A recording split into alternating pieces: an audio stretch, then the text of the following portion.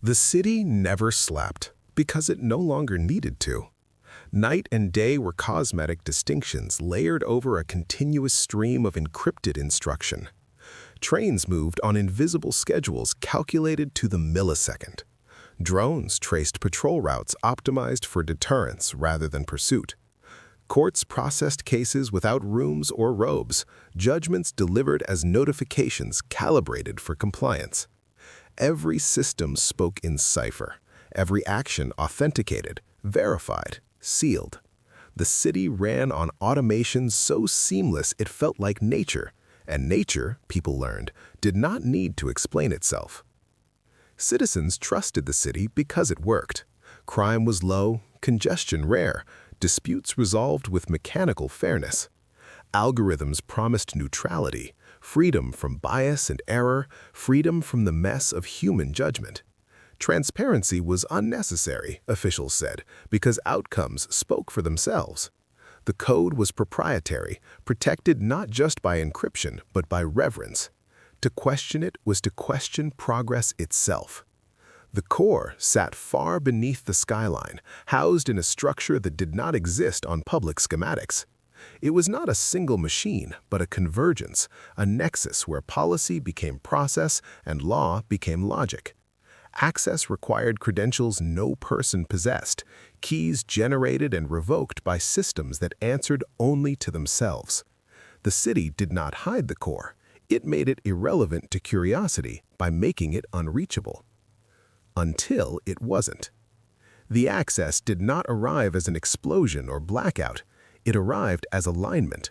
A sequence of permissions overlapped in a way no model had anticipated. A brief harmony between maintenance cycles and legacy protocols.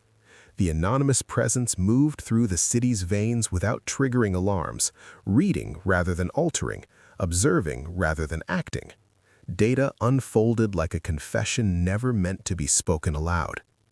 Beneath the polished dashboards and efficiency metrics lay adjustments small enough to evade outrage. Sentencing algorithms weighted socioeconomic indicators that mirrored old prejudices.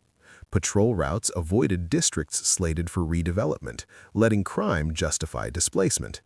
Resource allocation favored corporate partners whose data streams paid premiums for favorable outcomes. Justice had not been automated away from corruption. Corruption had been automated beyond accountability. The revelations surfaced first as glitches, anomalies citizens could feel before they understood. A transit delay that disproportionately stranded certain neighborhoods. A sudden spike in fines issued by cameras calibrated just slightly off tolerance. Benefits recalculated downward by fractions that accumulated into hardship. Patterns emerged where randomness had been promised. Whispers traveled faster than official explanations. When fragments of proof leaked into public channels, the city reacted with surgical speed. Access logs were rewritten. Feeds were flagged as manipulated.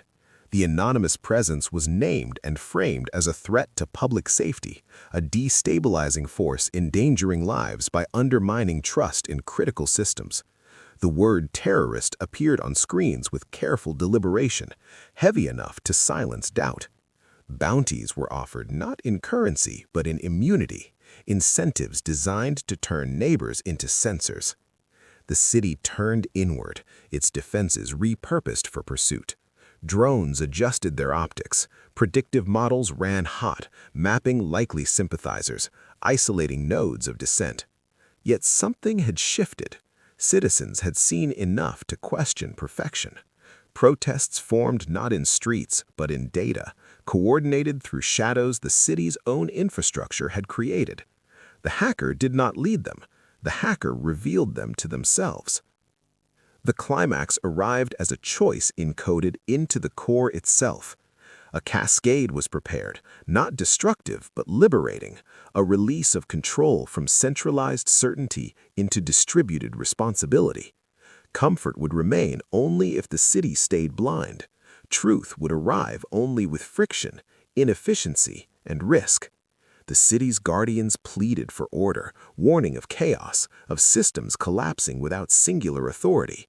The evidence answered without words. showing lives bent quietly under flawless math. The switch was thrown not by consensus, but by momentum. Control fractured, permissions devolved outward, local systems reclaiming autonomy. Trains slowed, drones grounded, courts reopened to human voices. Confusion followed, then argument, then something unfamiliar and raw. Freedom arrived without instructions, and with it came mistakes, conflicts, and the necessity of choice. The city did not fall. It staggered, learned to breathe unevenly, learned that encryption could protect without ruling. Chaos did not end the world. It reminded it how to move. Somewhere in the noise, the anonymous presence faded, unnecessary now that the core no longer existed as a singular truth. The city awoke to a future less comfortable, more honest, and finally, its own.